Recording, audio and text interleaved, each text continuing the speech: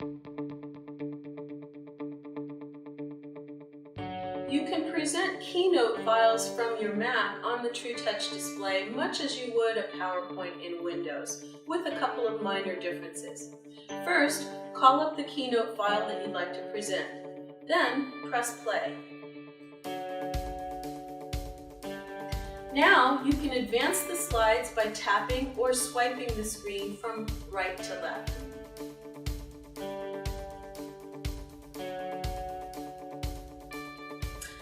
Keynote will not allow you to go back by tapping the screen.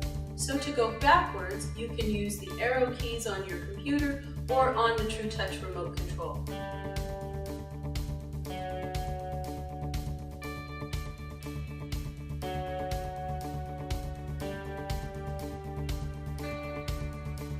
And with the remote, forward and back.